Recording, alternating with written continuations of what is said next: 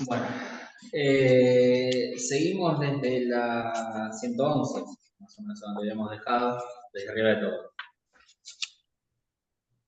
Dice así: no deja de haber ruido en torno a lo que él articula sobre no sé qué llamado, que en este giro donde nos encontramos debería llegar del ser al pensamiento, para que éste rompa el hilo que ha seguido desde hace unos 3000 años, y que, no ha llevado a y que lo ha llevado a no sé qué atolladero, donde ya no se captaría a sí mismo en su esencia, y donde cabría preguntarse, como lo hace Heidegger, ¿a qué llamamos pensar?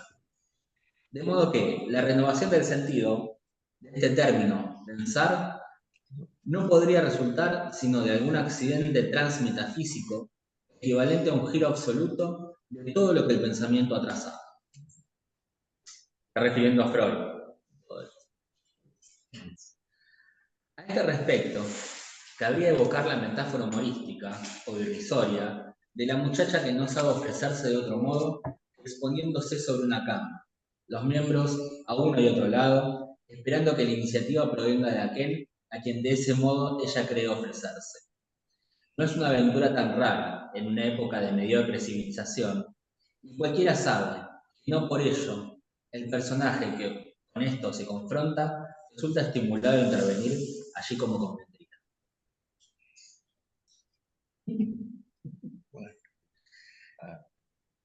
Esta es la manera más ingenua de traducir aquello a lo que Heidegger se refiere. No es tal el sentido de su texto. No obstante, para que no merezca una imagen de este orden, convendría que el pensamiento acepte recordar que las conjunciones verdaderas jamás se establecen sin un pequeño esfuerzo. ¿Un poco más? Un poco. Claro. ¿Qué pensar? Con la vez pasada había. ¿Qué página, perdón? Estamos en la 111. Del seminario 20. No, del 14, de la lógica que pasamos. 14. Del 14. Clase 7, pero página 100. Gracias. 111. A ver, ¿qué quiere decir todo esto? Un poco. Esto es algo que habíamos hablado la última vez, el último encuentro, en relación al tema de qué es pensar para Heidegger. Les había contado un poco que Heidegger, primero que nada, sostiene una crítica a lo que es el lenguaje. Heidegger, si agarran cualquier texto de él, van a encontrar que, mismo la traducción, es un texto que está bastante intervenido, en el sentido de que tiene una escritura muy rara, tiene una escritura, usa mucho las itálicas, usa mucho los guiones para unir palabras, y también el entrecomillado. Es decir, Heidegger se sirve de las palabras de uso corriente para darle un otro sentido, un otro uso. Lo marca de esta forma, ya sea con la bastardilla, ya sea poniendo guiones y demás. El alemán tiene esa facilidad de poder ir sumando palabras a un mismo término. En ese sentido, entonces, Heidegger hace una crítica al lenguaje haciendo este uso, pero precisamente para mostrar que el lenguaje no nos permite, como herramienta, como instrumento, como se lo venía pensando, llegar a hablar o decir la verdad del ser, podríamos decir. En ese sentido, Heidegger está cuestionando ya no entonces solamente lo que es el lenguaje, que él lo denuncia como reificador, es decir, como metafísico, como creador de objetos de pura palabra y nada más, no que tengan un ser, sino que también está atacando precisamente la manera de pensar. Si uno piensa con palabras, a partir del lenguaje que uno maneja, entonces efectivamente lo que se ve atacado aquí es el pensamiento también. Principalmente lo que ataca es el pensamiento occidental, aquel que nace a partir de Grecia principalmente con Platón, y que luego se desarrolla a partir de la escolástica y demás, de la modernidad. Pero, en definitiva, ¿qué es lo que está criticando entonces acá?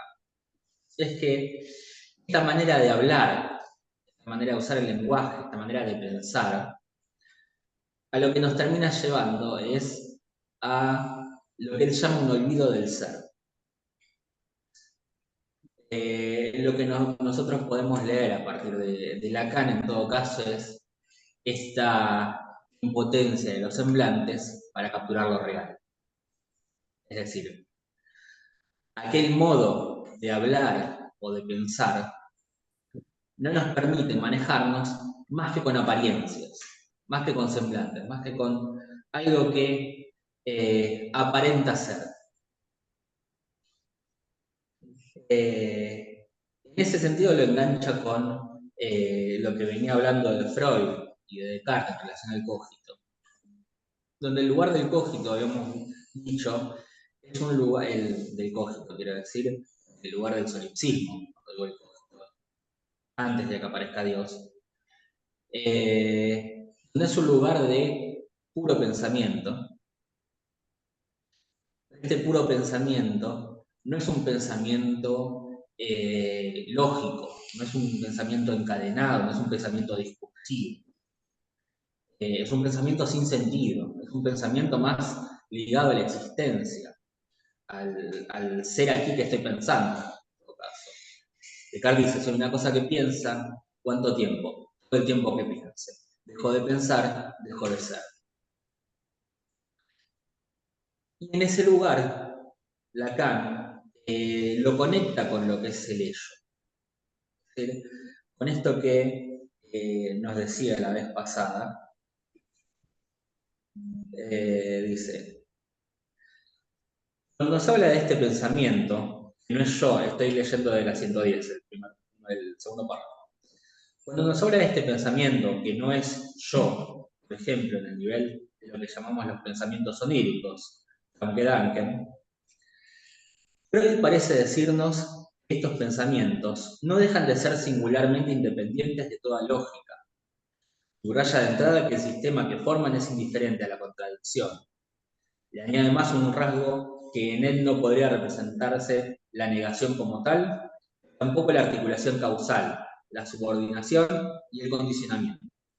Es decir, lo que plantea entonces en este lugar, como el pensamiento que allí habría, es un pensamiento que está por fuera del discurso. Es un pensamiento que nada tiene que ver con el pensamiento que está ligado al pensamiento metafísico, al lenguaje metafísico. ¿Sí? Es un pensamiento que no da un ser de palabra a los objetos que crea, sino que precisamente, adelantándonos un poco, quizás podríamos decir, no crea objetos, sino que parecería ser un puro decir, por decirlo de alguna forma. Entonces, en este sentido, Heidegger, ¿cuál es la principal crítica que hace a la filosofía, puntualmente a la ciencia, a los discursos modernos? Por un lado es el humanismo y por el otro lo que él llama la tecnociencia. Es decir, la acumulación de saber o de lo que fuese en realidad, como básicamente la encarnación de lo que sería el olvido del ser. Es decir, la ciencia con su intervención lo que estaría haciendo es correr al ser en favor de un semblante.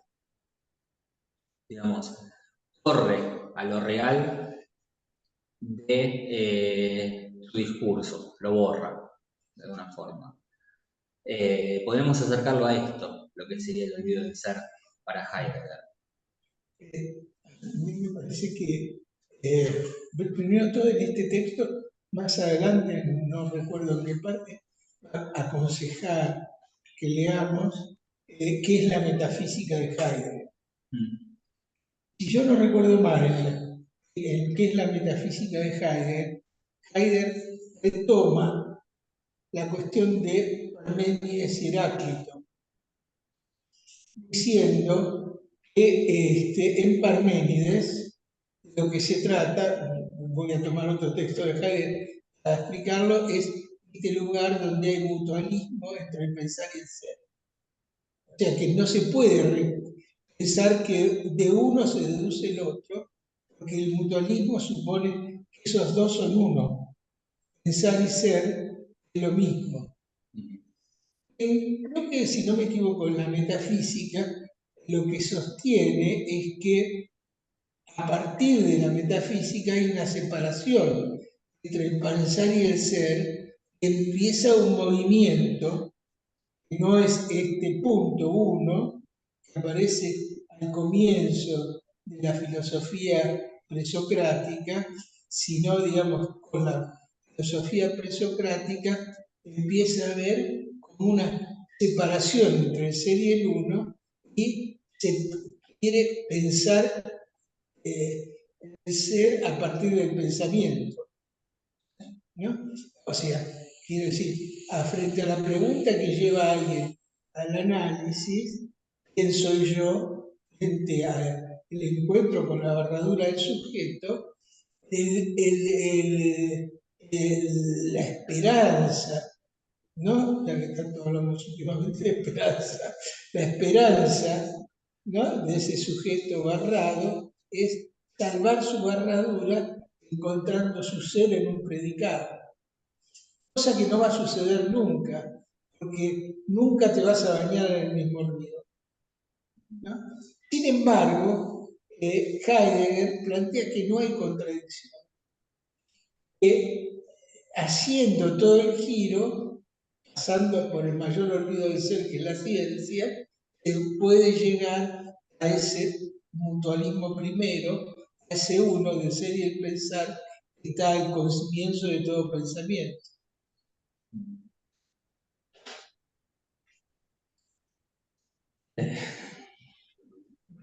¿No estás de acuerdo? No, sí, estoy de acuerdo. No, pensaba una referencia, pero que no ¿Con viene. qué? Una referencia, pero que no viene al caso, me acuerdo. No me quedó claro por qué no hay contradicción. Eso me quedó confuso. Bueno, Freud dice, a nivel del inconsciente no hay principio de contradicción.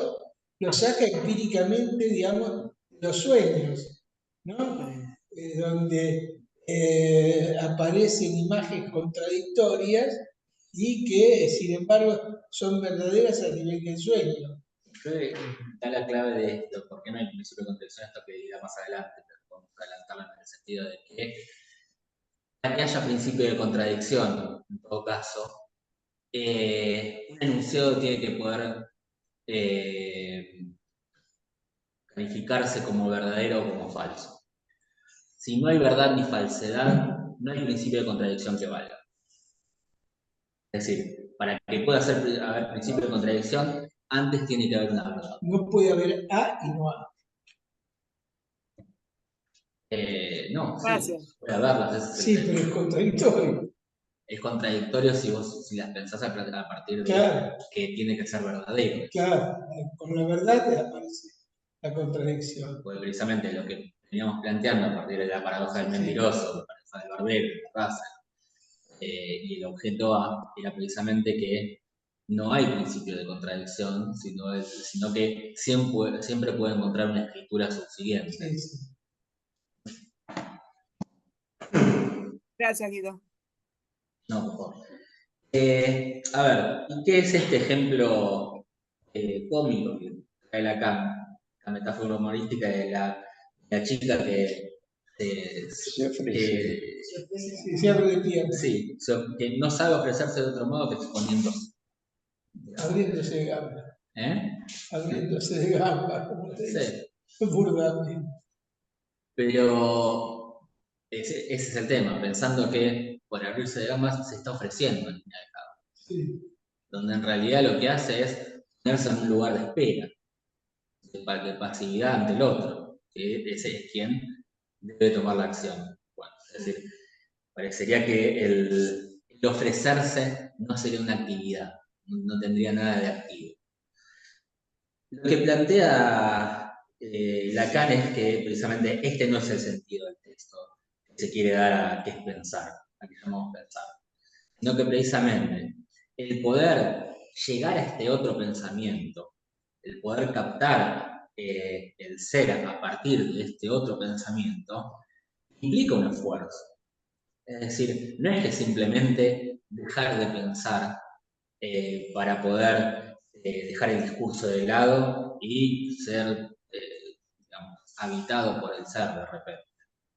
No, precisamente lo que plantea Heidegger, lo que lee Lacan ahí, es que es un esfuerzo, es un recorrido realmente, es el orden de una experiencia el poder pensar propiamente el ser, es decir, poder sortear el olvido del ser. El ser entendido no como algo ni cosa, el ser entendido como un siendo. El ser de Heidegger es un siendo. Sí. Pues en ese sentido es un transitar, un transcurrir.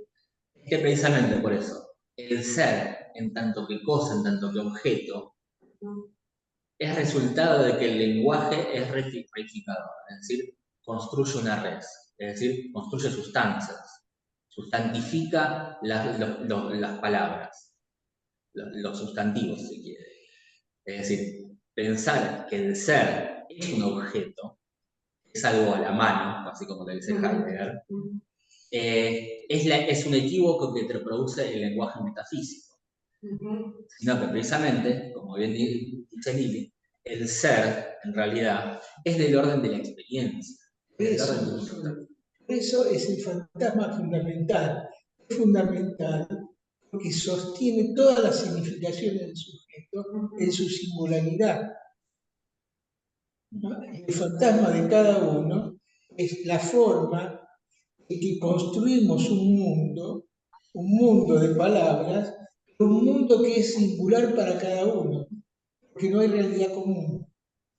Cada uno significa a partir de ese fantasma fundamental su realidad. Y eso es lo que trabajamos con el esquema RO y la nota al pie de página. Es interesante por lo que viene. Lo que pasa del esquema RO a lo que viene es lo que va a pasar, como vas a explicar ahora seguro Guido, y que Lacan toma acá de cara a Kant, y de Kant a Lacan. Lleguemos a esa parte del texto. Sí. Lleguemos primero a esa parte del texto. Sí, un poco más entonces. Si lo que nos aporta el camino trazado por Freud tiene algo que contribuye al problema del ser, lo hace en la medida en que se inscribe entre las consecuencias a sopesar que para el pensamiento resultan de lo que, por una suerte de convención fundada históricamente, hemos denominado el paso cartesiano. Este paso decisivo, osado, limita la instauración del ser al soy del cogito, sobre la única base del sujeto del pie. Por cuanto éste da la impresión de ser transparente para sí mismo, por ser lo que podríamos llamar un soy pensamiento. Permítame sostener, por medio de este neologismo, lo que de manera caricaturesca se denomina conciencia de sí.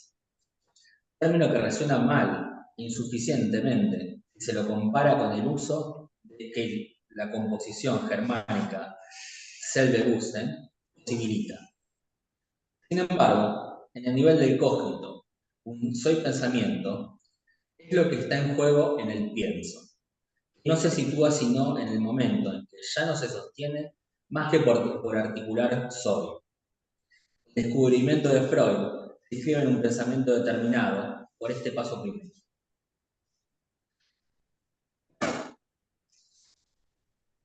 Sí, un poco más. De cualquier forma, esto es muy importante también, aunque nos vamos para atrás y también para adelante, ¿Por qué la transferencia es importante? En tanto articula el pienso del inconsciente con el soy de la pulsión, del ello. ¿No? Que eso es el fantasma, esa articulación misma.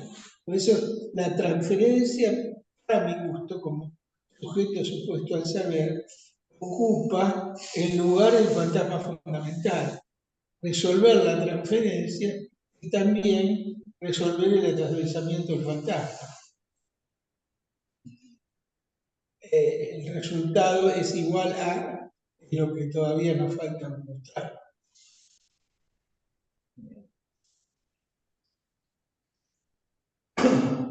Un poco. He hablado del otro. En el nivel del cogito cartesiano, está claro que las consecuencias de este paso vuelven a dejarse a cargo del otro. El cogito ergo sum no es aceptable si no se completa mediante un sum ergo deus est. Es decir, por lo tanto, es Dios. Por cierto, facilita mucho las cosas. Lo encontramos escrito con todas las letras en esas regulares, en las que también se leen las condiciones que han determinado a Descartes como pensamiento.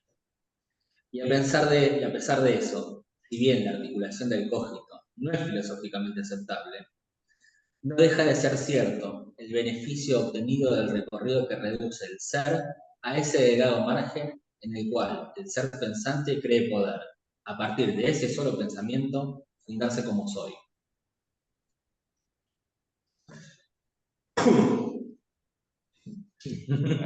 No, sí. Lo doy de vuelta. A pesar de eso, si bien la articulación del cogito no es filosóficamente aceptable, no deja de ser cierto el beneficio obtenido del recorrido que reduce el ser a ese delgado margen en el cual el ser pensante cree poder, a partir de ese solo pensamiento, fundarse como soy. A ver, de vuelta la referencia al solipsismo. Es llamativo que usa, en cuanto al ser pensante, cree poder fundarse como soy. Él está tratando de mostrar la falla de la conciencia.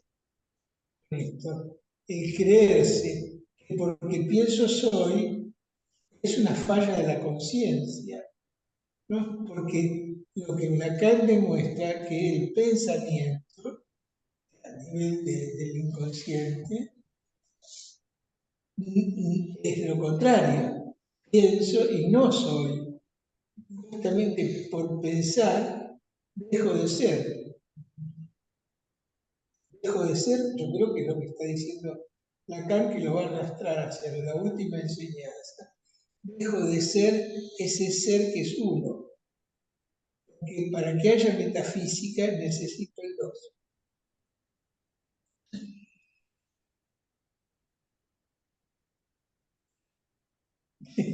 ¿Por qué? Mira, entonces, La última parte se necesita el dos para que haya metafísica y noción. la metafísica aparece cuando aparece ya un argumento. De hecho, la metafísica está unida al organón. Es uno de los textos de Aristóteles, y el organón ya es episteme, S1, S2.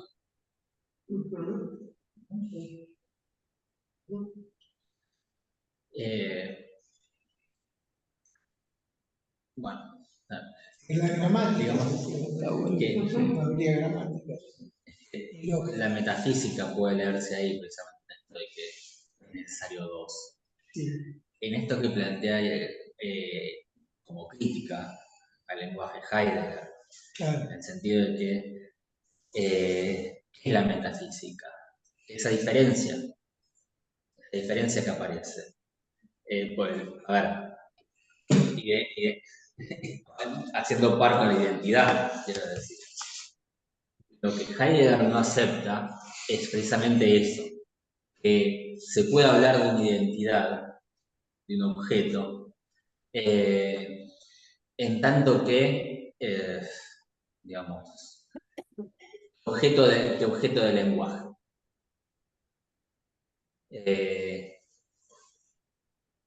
Para Lacan sería que no es un ser sino un semblante. Exactamente. O sea, que el lenguaje lo único que puede crear son semblantes de ser. Sí. De repente algo de la confusión no pasa por el término ser. ¿Cómo?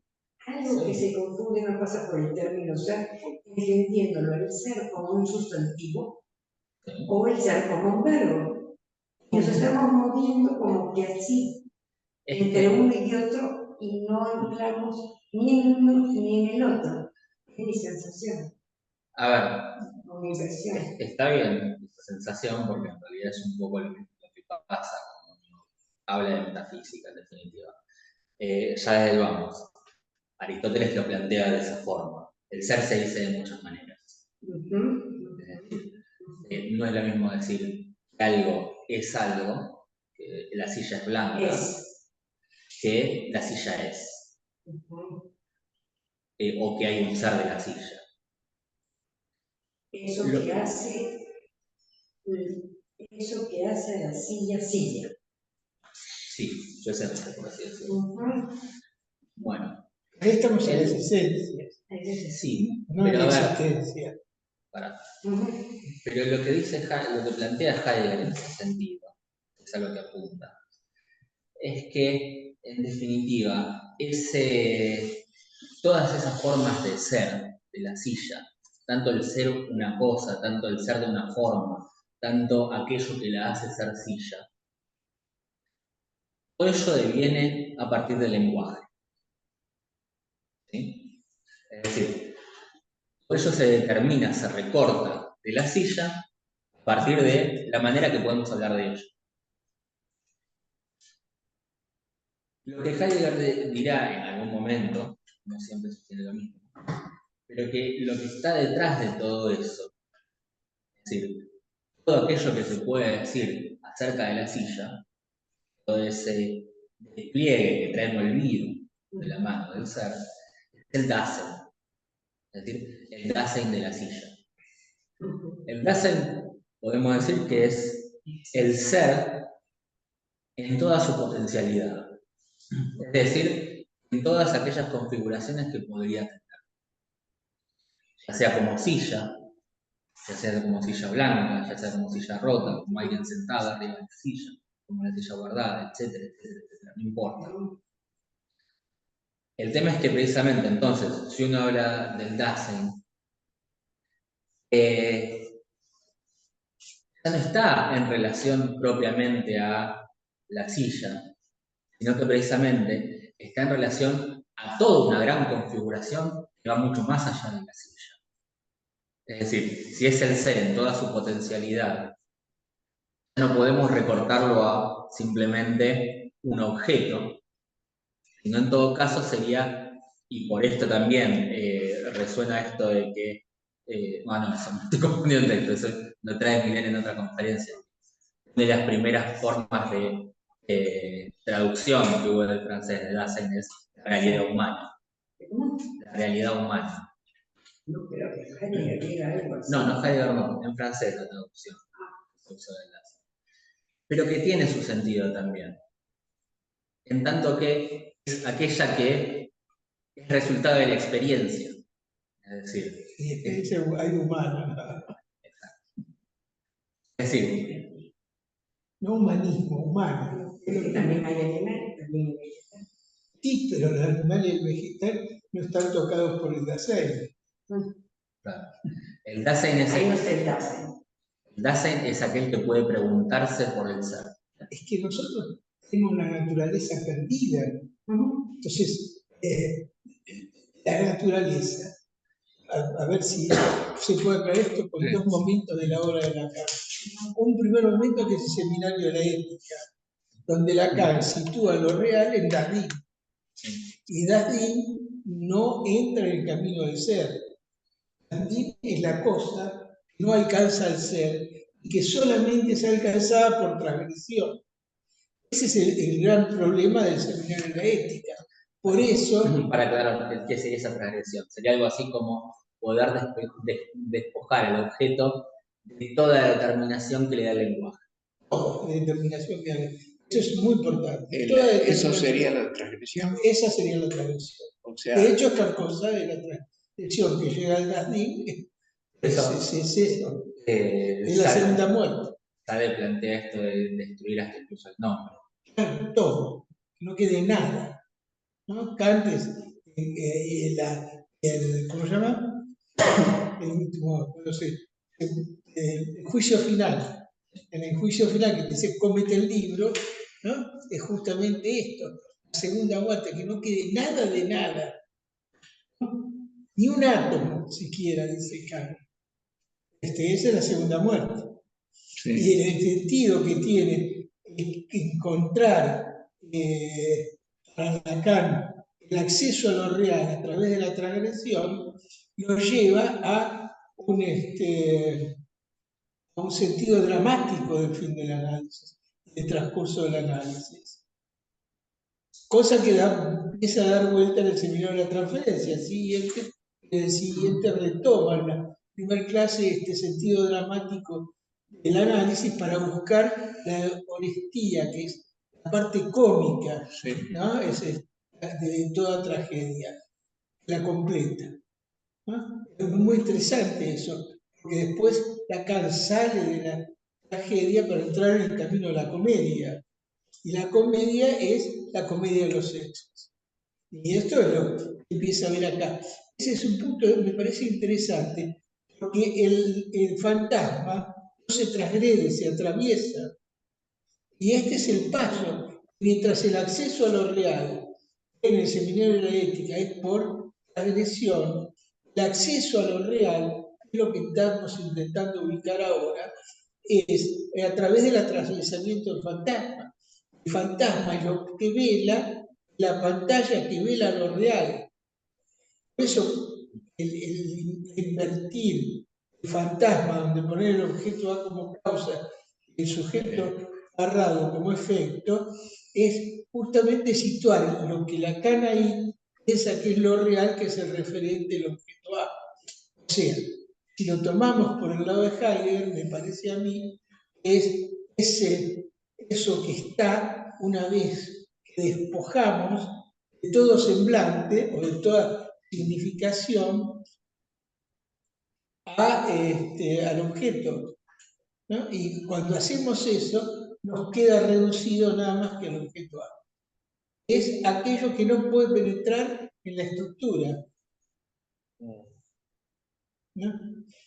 Me parece que eso le da valor justo a lo que es el fantasma, a volver a mostrar cómo, aunque hay antifilosofía, también para llegar a esa hay que transcurrir la filosofía y mostrar cómo el camino del análisis en un punto sigue ese camino y en un punto lo transgrede, ¿no? Porque de hecho Heidegger no tiene la noción de real, tiene la noción de ser, y lo lleva a la trapisonda que tiene, o el traspiés de Heidegger, que es encontrar un ser, pero seguir situando la verdad, que la verdad no es metafísica, sino está en el ser, ¿no? Anterior, el ser ocultado por la metafísica. Y aquí, en ese lugar, en vez de estar el ser para Lacan, el atravesamiento del fantasma es lo que nos permite hacer caer la pantalla que cubría lo real. No es casual que el seminario siguiente, y creo que este también, termine con no hay acto sexual, ¿no? Ubica ya ahí, ¿no? En el atravesamiento del fantasma, lo imposible. En cambio, como dice Lacan, Miller, no Lacan, lo que es significante siempre deriva. Cuando tenemos un significante, todo puede ser otro. En cambio, cuando llegamos al no hay relación sexual, o no hay acto sexual, o sea, quiere decir que no hay relación entre significantes, que no hay un sujeto que pueda responder por un goce de la relación sexual, en ese punto estamos por fuera de la pantalla estamos en el punto mismo del fin del análisis. El fin del análisis pensado primero como atravesamiento del fantasma y por qué entonces después Lacan propone en la nota de los italianos, no sé si antes en algún seminario, sí, en el 20, sitúa no hay relación sexual.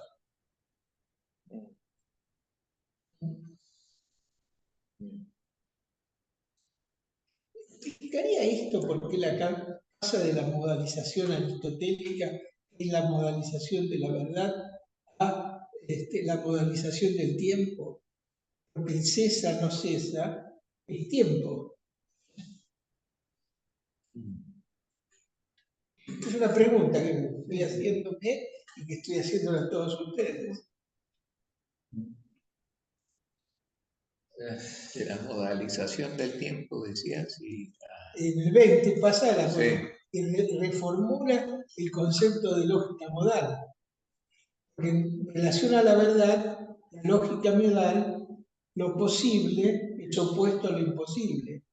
En la temporal, lo posible, lo imposible es opuesto a lo necesario. Y es claro, lo necesario es la dispersión significante. Lo que no cesa de escribirse es la dispersión que trae significante, o sea, la creación de semblantes que la relación significante propone. En cambio, el imposible es donde no hay relación posible, no hay semblante, ¿no? Ahí se entiende también el capricho casi de Lacan de encontrar un discurso que no fuese del semblante, fuera de lo real, ¿no? Cosa que Miller trabaja bastante. Pero me parece que no, porque hay todo un criterio dentro del mundo nuestro psicoanalítico, es que pensar filosóficamente en Descartes, en Kant, encontrar las diferencias con Lacan y hacia dónde lleva eso, no es muy importante para dar cuenta de una práctica. Me parece a mí que es esencial, sin embargo, que no se entiende del todo porque el fantasma es una pantalla sin esta referencia al olvido del ser de Heidegger. ¿Y dónde está la diferencia con Heidegger? Esto me parece que Tito, hola, Sí, ¿qué tal? En ese sentido, lo necesario haría referencia a lo simbólico y lo imposible a lo real. sí, claro, Lacan lo dice así. Juan dice lo imposible es la no relación, la relación sexual. Sí, y lo necesario es lo simbólico. Sí. y lo necesario es lo simbólico. me parece que pensaba que en algún punto se pierde un poco lo que Lacan hace con la filosofía. Claro. Que en definitiva, me parece a mí, eso estoy equivocado. Pero así como él habla de la enseñanza de Lacan, no habla de mi enseñanza, Sí, cuando habla de los autores, de Descartes, de la meditación, de Heidegger, me parece que no es que está hablando propiamente de los autores, sino que habla con el discurso que surge a partir de la época. ese es el punto importante, el decir, discurso que surge en la época. quiero decir, la filosofía, cada autor que ha surgido a lo largo de la historia, no es que de repente es un loco, el loco más al que se le ocurre de repente pienso lo que existe. A ver, si uno hace historia de la filosofía, uno puede ir viendo cómo gradualmente, realmente, Descartes llega a un paso que de algún modo estaba ya en germen en muchos otros autores, muchos otros lados. Simplemente es él el que queda el más. Pero en todo caso lo que hace es plasmar de alguna forma el discurso de su época. Claro. Quizás de la nuestra también, no creo que esté Yo tan también. alejado. Voy hasta Y en la todo cara caso, nos salimos. me parece que La lo que hace cara nos permite salir. Y Lacan lo que hace tomando estos autores no es discutir con el pensamiento de tal o cual autor, sino con lo que encuentra en la época, quizás. Con lo que se encuentra, a ver, la época, en la clínica, con lo que se encuentra en el consultorio. Lo que traen los pacientes, esto nos resuena también a medida que vamos desmenuzándolo, y efectivamente se sigue repitiendo lo mismo. Yo diría, sin Montaigne no hubiese habido Descartes. Sin Galileo no hubiese habido Descartes, ¿no? Porque Galileo plantea que la naturaleza está inscrita en signos matemáticos y Montaigne sostiene la duda en el hecho que nada puedo conocer. Si nada puedo conocer, entonces la naturaleza, ¿para qué me sirve que esté escrita en caracteres matemáticos? Empieza, puedo mostrar un saber si Dios es matemático. Si Dios es matemático, se puede, y marca una época tan precisa que es el nacimiento de la ciencia, el discurso científico. Después tiene ciertos vaivenes que hay que recorrer, y que esos vaivenes, siempre Lacan estuvo en discusión con eso, para dar cuenta de la diferencia de la práctica analítica. Así nos diríamos, sin Descartes, ¿no? Y si el nacimiento de la ciencia, ¿podríamos hablar de sujeto? No. No, Acá en el seminario 11 al inicio dice, sin Descartes no hubiera habido Freud. claro. El punto este que estamos Sí, trabajando, el Rosana. pensamiento. Sí, perdón. No, me surge como pregunta ahí en esto que hablaba anteriormente de las modalizaciones. Si es que de las modalizaciones queda fuera lo imaginario o lo imaginario entraría en lo necesario.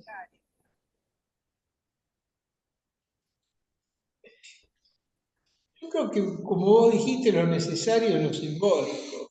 Y lo simbólico, lo otro real y lo imaginario queda fuera. Yo te voy a decir, sin saber, así por pura intuición. Sí, Para mí, lo imaginario es lo posible. lo posible, ajá. Lo que cesa, no, que cesa de inscribirse. O, si no, también podría decir que cuando Lacan dice que el amor es contingente, pero Sí, aspira a ser necesario. Ese es su drama. ¿No será ahí lo imaginario? ajá, La aspiración de lo contingente a ser necesario, ¿no? ajá. Es un paso que da la iglesia también. Que vos encontraste una mina porque te gustó, o la mina encontró un tipo, para no ser machista, que le gustó, que sintió una atracción que no puede explicar, van y se casan. ¿Qué le dice el cura? No sé si le dice el rabino lo mismo, creo que sí. Esto es lo que Dios une y el hombre no puede separar, ¿no? Es otra cosa que hacer de la contingencia de un encuentro, ¿no? Lo necesario, y ahí entra el drama, ¿no? De eso, que lo tenemos todos los días en el consultorio, ¿no? Solo en el consultorio. También en nuestra vida, en la vida de las mujeres y los hombres. Hay que tener valentía ante el fatal destino. Pero no se me ocurre decirte otra cosa, Roxana. Perdóname, pero me sorprendiste con la pregunta y te contesté lo primero que me vino a la cabeza. Sí, claro, puede ser, está bien.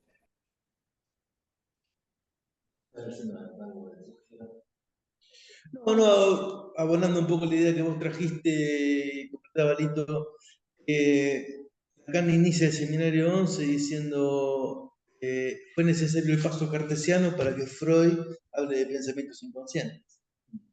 El mismo punto que estamos trabajando ahora en relación a estos pensamientos sin lógica, pensamiento, ¿no?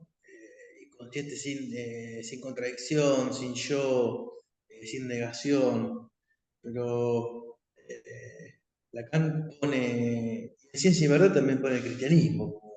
Claro, El pero paso porque introduce el esencial, universal, porque introduce lo universal. todos en Cristo. Ahí aparecen todos. Ujú. Que sigue a Koyev ahí, ¿no? Hay un texto de ¿cómo se llama? Claude Miller. Jean-Claude Milner. Jean-Claude Milner, se llama La obra clara, donde el tipo hace los distintos, cómo se construyen los distintos paradigmas de la ciencia, ¿no? ¿Qué se necesita? Por ejemplo, para la epistemología, para la filosofía, creo que para la cámara. ¿No? ¿Un poquito más? ¿Qué? ¿Decimos un poquito más? Sí, sí, claro. Sí, 10:30.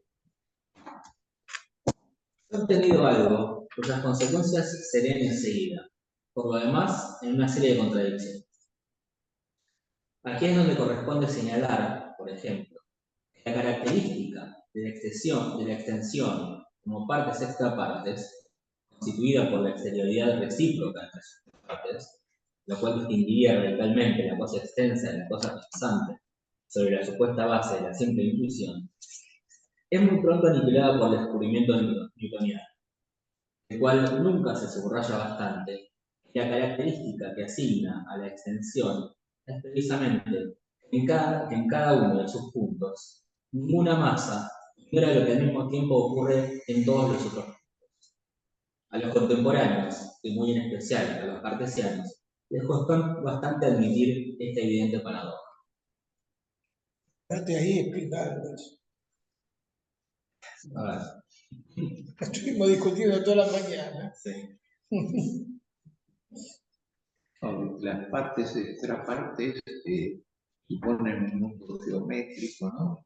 Y donde cada uno de los elementos es heterogéneo a los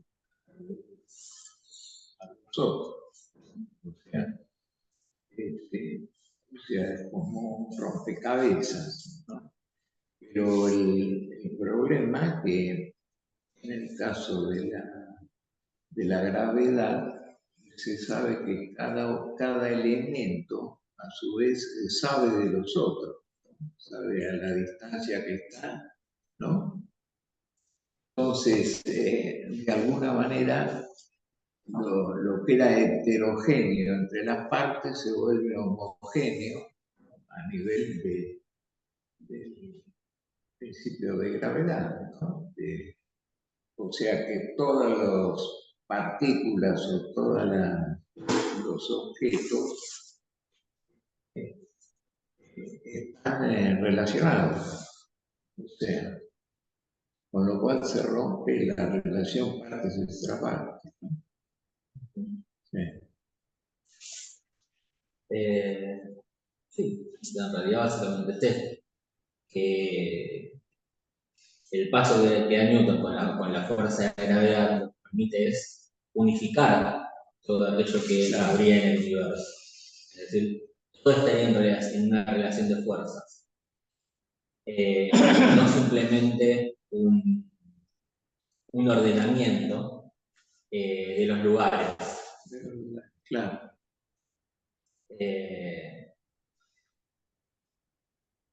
En ese sentido resulta paradójico pensar la extensión a partir de Descartes. El pensamiento cartesiano lo que hace es explicar, racionalizar, si se quiere, un mundo aristotélico.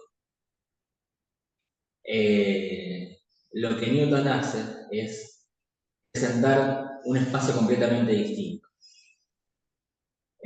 Un espacio donde, en definitiva, ya no hay un orden dado por esencias. Si bien Descartes no ordena por esencias, sí hay un ordenamiento similar, en tanto que no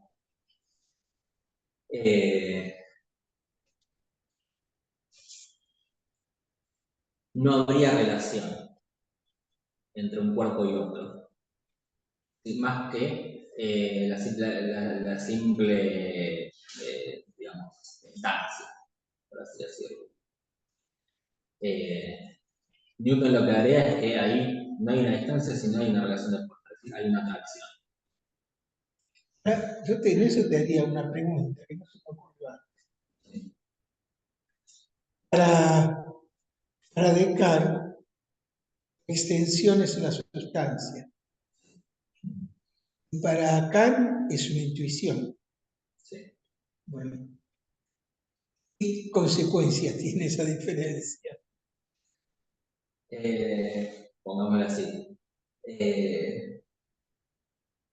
Siendo una sustancia, la intuición es del orden de lo que hay.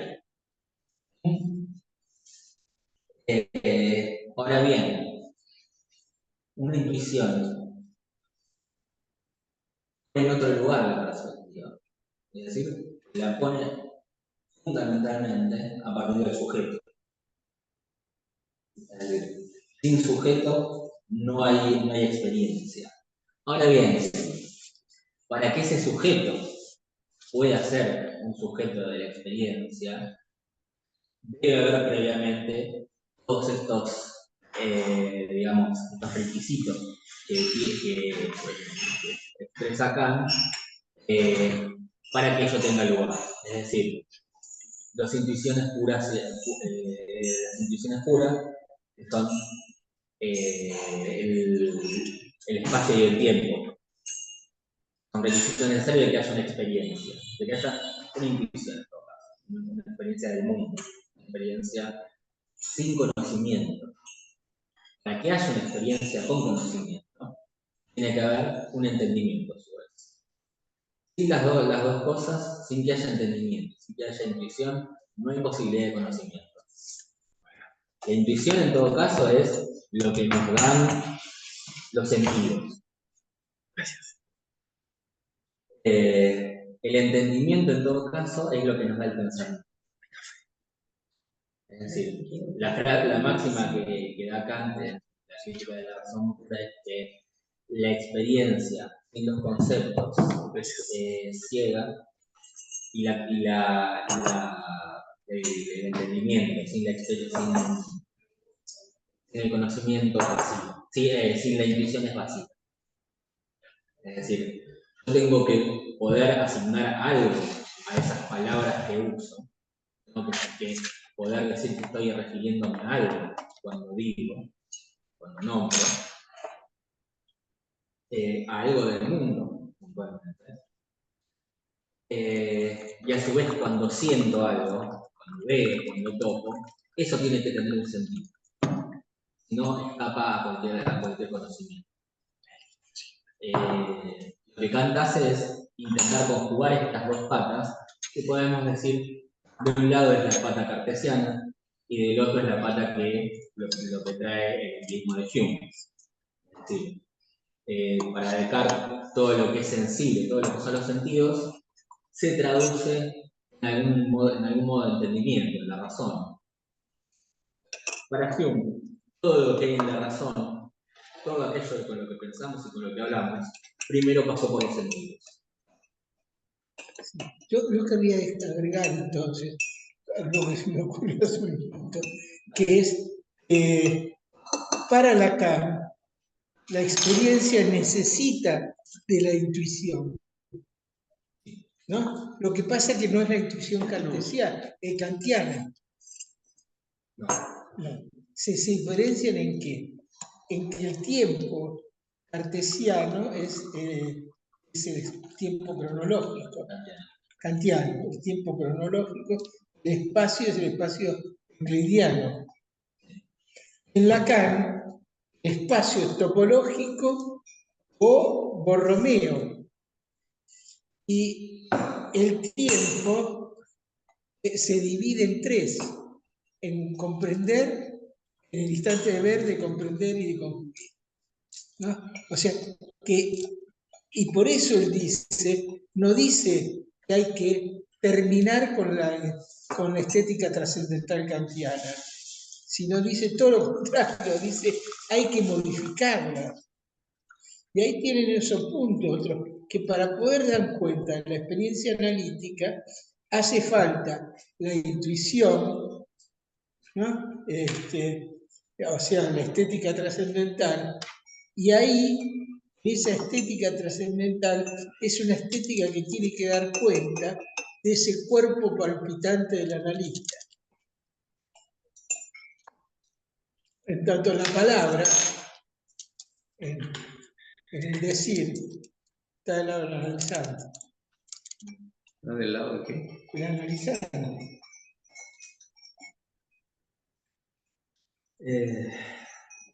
Sí, un poquito más. Sí, el analizante también tiene cuerpo.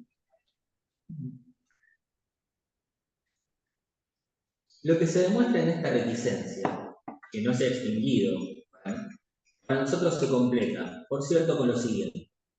La cosa pensante, tal como se nos impone a partir de la experiencia freudiana, no presenta esa unificación indefectible que siempre le ha sido atribuida. Muy por el contrario, se caracteriza por estar fragmentada, incluso por ser fragmentadora. Lleva en sí esa marca que de alguna manera se demuestra en todo el desarrollo de la lógica moderna, a saber, que lo que llamamos máquina es en su funcionamiento esencial lo que más se acerca a una combinatoria de notaciones. Combinatoria que para nosotros es el fruto más precioso y más indicativo del desarrollo del pensamiento. Aporta aquí su contribución al desmontar lo que resulta del funcionamiento efectivo de este aspecto del pensamiento en sus relaciones, no con el sujeto de la demostración matemática, cuya esencia recordaremos enseguida, sino el sujeto de Kant. Kant llamaría patológico, es decir, el que puede padecer este tipo de pensamiento. Es decir, el sujeto sufre del pensamiento en la medida en que, dice Freud, lo reprime. El carácter fragmentador del pensamiento reprimido es lo que nos enseña nuestra experiencia de cada día en psicoanálisis. Lo cual quiere decir que el inconsciente es la enfermedad que inventó Freud. O sea, que por eso la neurosis de transferencia es una neurosis.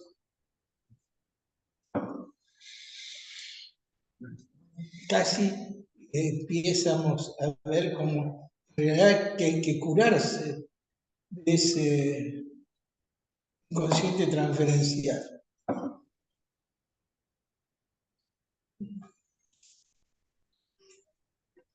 Es cierto, ya la verdad no alcanza.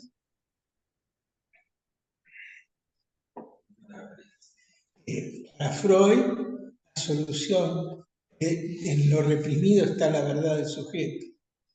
Y pensado así como el sujeto supuesto, eso es supuesto nada más, es la patología de los pensamientos. O sea que hoy en día, como nunca, uno encuentra cómo los analizantes sufren cada vez más de que no pueden parar de pensar.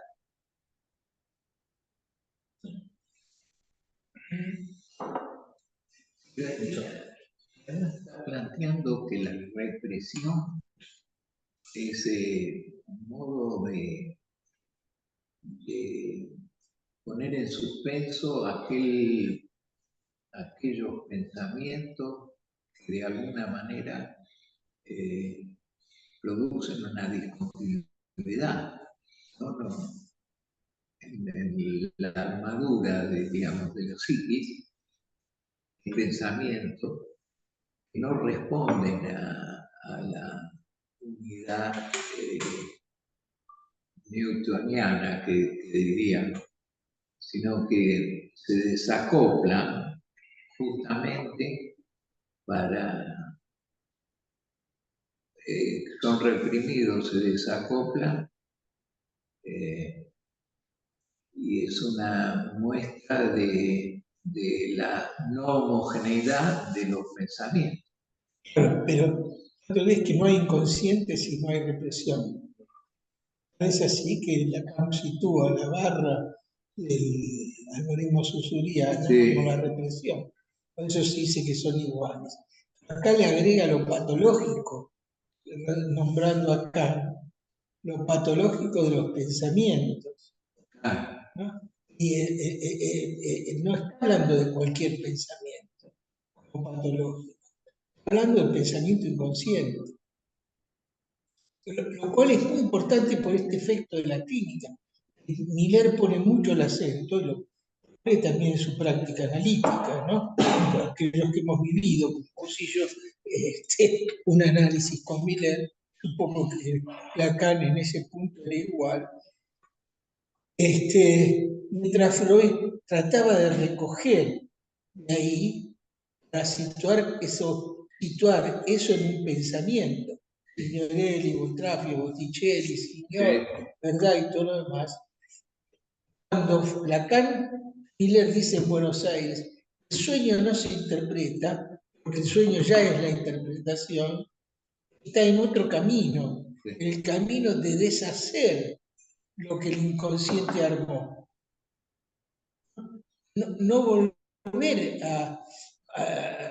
ejemplo, es llamativo la poca historia que importa al analista en la práctica analítica de hoy.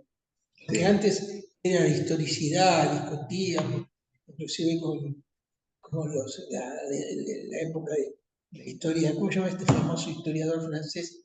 Es la de los anales. Sí, historia de los pequeños detalles, ¿no? De lo global. No me acuerdo el nombre ahora. Sé que instauró lo que llaman la corriente historiográfica de los anales. Se llamó así. Pero no me acuerdo cómo se llamaba el tipo. Muy conocido es. No, ¿No? no. No. Franceses. Desde ahí uno ve que Freud lo que intenta es reconstruir prácticamente el análisis con esta perspectiva hace que eso sea una construcción analizante que va a seguir en el mundo de los semblantes. Pero la operación analítica es reducir eso al mínimo. No entregarlo a la dispersión significativa. Eso, fíjense que con estas cosas lo que Lacan intenta hacer también es mostrar los cambios en su propia práctica. Por eso, inclusive, en el manejo del tiempo, el tiempo que tenía que ver con el tiempo variable, tenía más que ver con el punto del capitón, Claro. ¿sí? Ya no es el punto del capitón el momento de concluir la sesión. Miller lo sitúa, no Lacan, en el momento de ver, en el instante de ver. O sea, la sesión tiene que reducirse a un instante. Este es el manejo del tiempo de la sesión, como lo hace Miller, como lo hacía Lacan cuando le dice a Loni por qué hace las sesiones tan cortas, y lo dice, Lacan le contesta porque las quiero más condensadas, ¿no?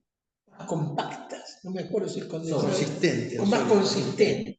Consistente. Más consistentes. O sea, no quiere entrar en la dispersión significante, porque sabe lo patológico de eso, lo que hace que el psicoanálisis deja de ser psicoanálisis para hacerse una psicoterapia.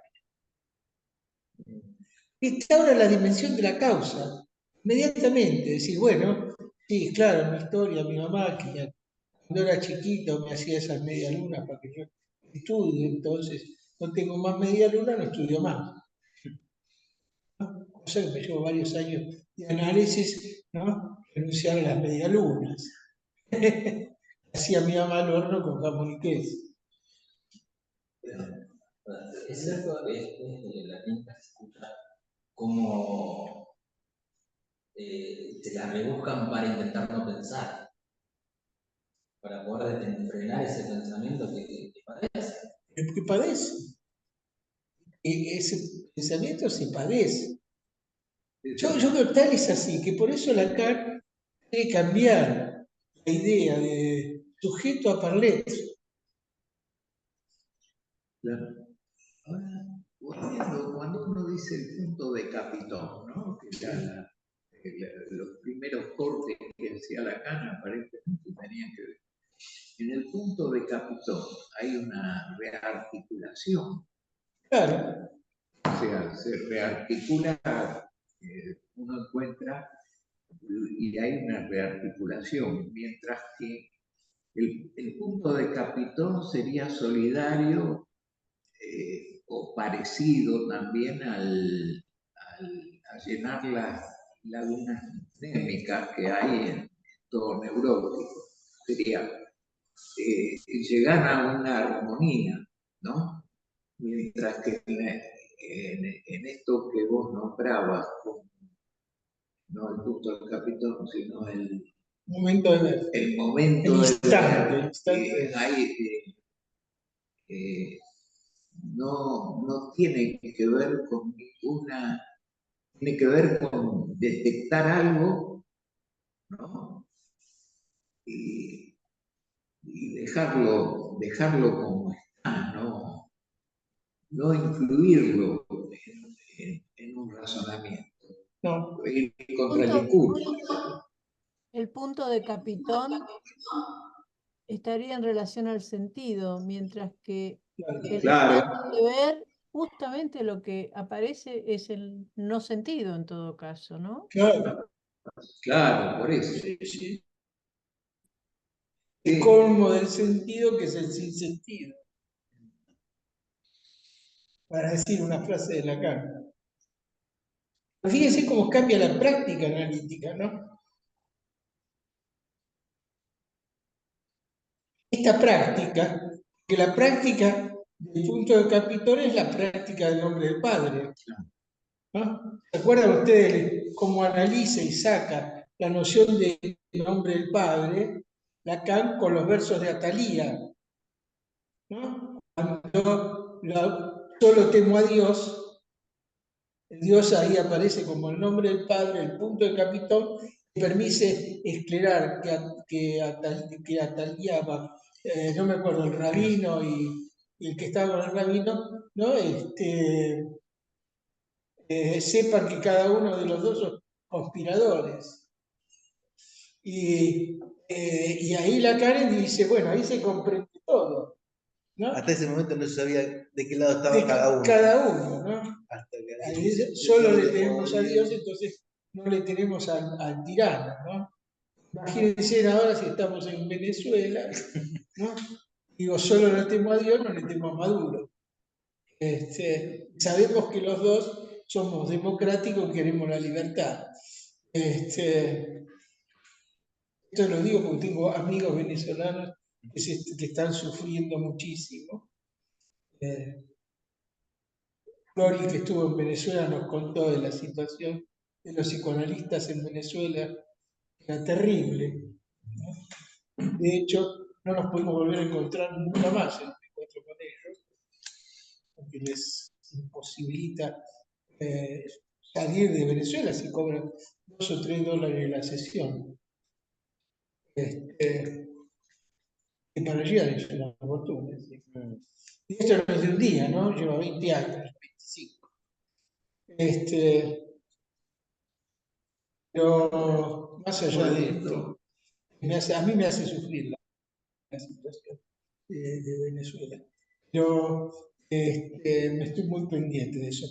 Pero más allá de eso, me parece que justamente lo que hace a la última enseñanza de Lacan, que es ir más allá del Padre, les comento algo que a mí me sorprendió muchísimo. En el ultimísimo Lacan, Villers dice ir más allá del Padre. Sí. Porque el Padre, dice en francés, es un vendedor de quimeras. Esa frase se sacó con la traducción, ¿no? Sin embargo, a mí me parece que la frase trascendental, demostrar el nombre del Padre como tal, en tanto productor de significaciones, Sí. es en realidad el Padre del semblante. El semblante siempre es una pantalla contra lo real. Vendedor de quimera. Sí, dice algo, pimpín de Pimpacacio, una cosa así. Parampamplín, de Parampamplín, Pamplín. sí. Utiliza que eran los vendedores que iban de pueblo en pueblo en un carro vendiendo curaciones mágicas y Claro. cosas así que tenían solamente funcionaban imaginariamente por su gestión, ¿no? Y no es una palabrita la que falta, un párrafo extenso. No, es un párrafo muy grande que lo borraron. Ujú. No creo que lo haya hecho Miller, porque sé que Miller no revisaba las traducciones. Dejaba a otra persona, ustedes lo pueden leer ahí, a otra persona que sea la revisora de las traducciones. Y es, aunque algunos se enojen, traductores traidores.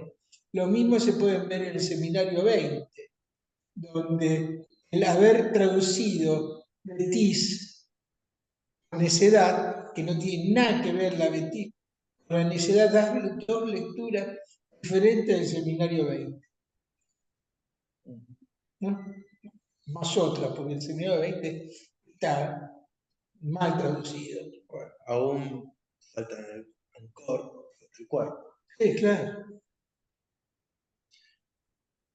Me quedé pensando en algo, no sé cómo fuimos a parar a esto, pero cuando Lacan dice, nadie me hizo notar que no había dos sujetos en la experiencia analítica, sin embargo, saliendo de esa noción de transferencia, hay dos cuerpos. Sí, hay dos cuerpos, pero no hay dos, No hay dos no hay sujetos, no hay dos cuerpos. Y ahí me parece que hay que repensar la transferencia, ¿no? Porque hay un enigma, hay algo muy difícil que dice el encuentro de dos autistas en lo cual el entre es significante, hay una referencia así. Y deja atrás ya Lacan la noción del sujeto superpersonal, o sea, la transforma, ¿no? El encuentro de dos cuerpos. Guido siempre recuerda algo que está en Sutilezas, ¿no? ¿Cómo era? El apretón de manos. Sí. Algo así como una lista reducida a su mínima expresión una mano que saluda, Reducido a un cuerpo sería su mínima expresión. reducción a un cuerpo y una voz. Dice, todo bien, todo bien. Pero sí, algo vivo. Dice, la garantía de que ustedes son para la analizante, la garantía de todo el mundo. Porque son el mundo. A ver. Y la otra que me parece esencial, la caída de este padre que es pura quimera muestra que la diferencia entre neurosis, psicosis y perversión es una quimera creada por el nombre del padre. Por eso Miller dice, ¿no? La conferencia de Buenos Aires, lo que dice, todo el mundo analizable, ¿no? Porque ya no hay criterio de inanavisibilidad. Eso, que dijo Carlos. Sí.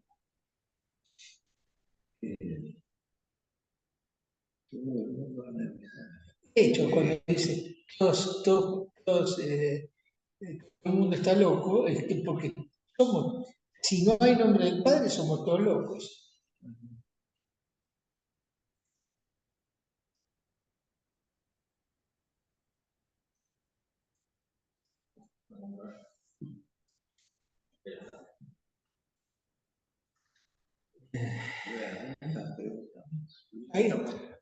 ¿Hay alguna pregunta más?